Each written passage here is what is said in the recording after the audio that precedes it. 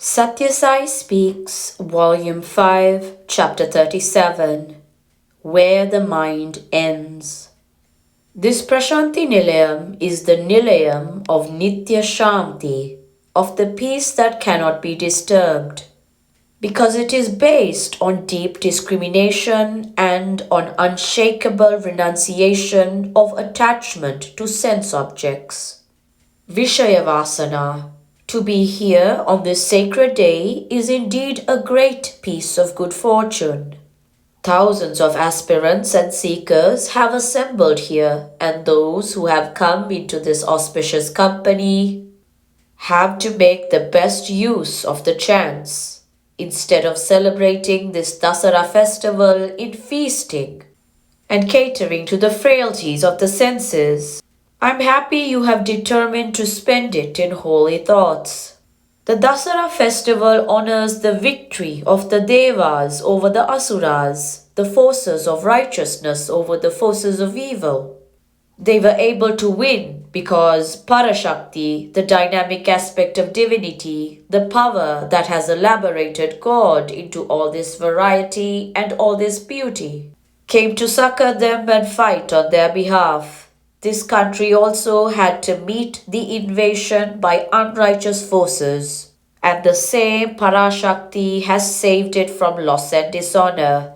Therefore, we are celebrating this festival with added significance. Holy company such as this helps to arouse the desire to know oneself, to know the true nature of the world around us, and to know how best we can discover and experience the unity of both, expressed in the Vedic dictum, Mahavakya, Tat Tvamasi, that thou art. It is through the subtle influence of the company into which they were inducted that Narada, the son of a maid, was transformed into the foremost practitioner and exponent of Bhakti Marga. That Valmiki, a highway robber, was transmuted into a great sage, the first and foremost among poets. That many sinners were shown the path of repentance and redemption. India is destined to be a huge Prashanti Nilayam. Bharat has been built on the foundation of Dharma, righteousness, laid down by sages like Narada and Valmiki, teaching the people that one should not enthuse over victory or droop over defeat, that both are to be welcomed as tests of one's faith in God. This is a land where faith in God is imbibed at the mother's breast by every child since millennia, and so it will never give way to despair and grief. It will rely on the Lord within and discover inexhaustible reinforcements of courage within each heart. The final victory is for those who have faith in the invincible Atman, reality. Such men will have no hate in their hearts. They will only be sad that others are greedy and envious, and their prayers will be for the granting of wisdom, humility, and love to their opponents. O God, grant them sadbuddhi, discrimination, the power of cool, calm judgment.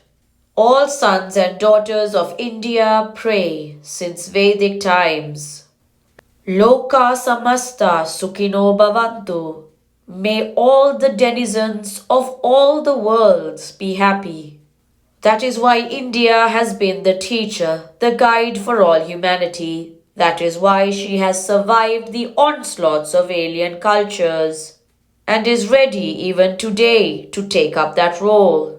As a matter of fact, India is destined to be, India has all the qualifications to be, a huge Prashanti Nilayam, from which the message of Prashanti, tranquility, will radiate over the whole world. Desire ceases when God seizes the mind. But first, each one of you must make your own heart a Prashanti Nilayam. The transformation must begin from this very moment. Analyze your words, deeds, and thoughts, and get rid of the evil ones that harm you and others. Then cultivate inside the Sahana, fortitude, Shanti, firm peace, Satya, speaking only the truth, etc. Now the mind flutters about and squats on all and sundry objects in the universe. It refuses to stay only on one idea, God.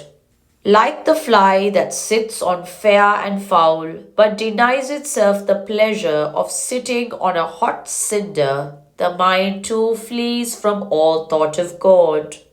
The fly will be destroyed if it sits on fire. The mind too is destroyed when it dwells on God.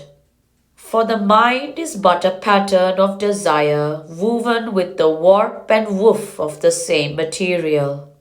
When Rama enters the mind, karma has no place therein. Desire ceases when God seizes the mind. In fact, since desire is the very stuff of which the mind is made, it becomes non-existent and you are free. This stage is called Mano Nigraha, Manolaya or Manonashana. The death of the mind, the merging of the mind or the killing of the mind. Now I am about to hoist the Prashanti flag and I want you to hoist it on your own hearts at the same time. It is the symbol of spiritual discipline and success. It is delineated here in front of this Nilayam, in this circle. Some of you might have summed that it is here as a decoration. No, that is not my intention. Everything I do serves two purposes. It must be charming and it must be educative, elevating. It must convey some meaning to those who seek. This Nilayam has no wall around it since, like a heart, it is an expanse. But it has three gates, the outermost one representing tamas, through which people enter with waywardness, doubt, despondency, etc. The second one representing rajas. Crossing this, men are attracted by Drisyananda, Netrananda and Manoananda, the sights that please the eye and the mind.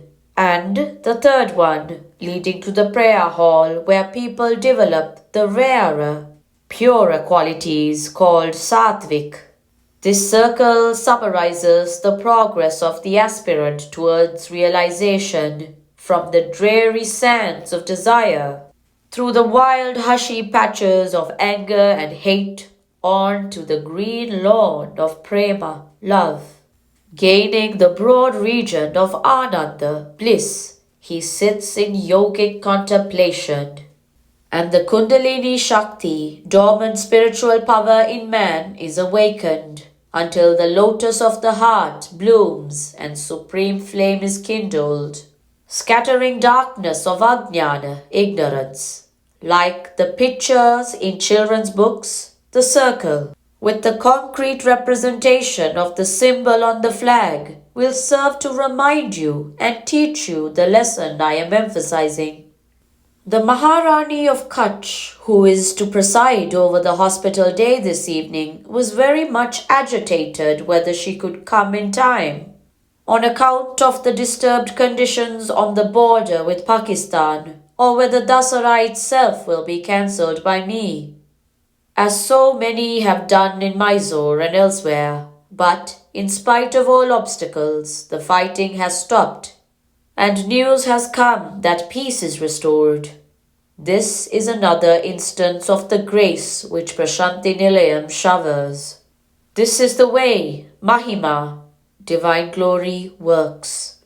Prashanti Nilayam, Dasara, September 25th, 1965.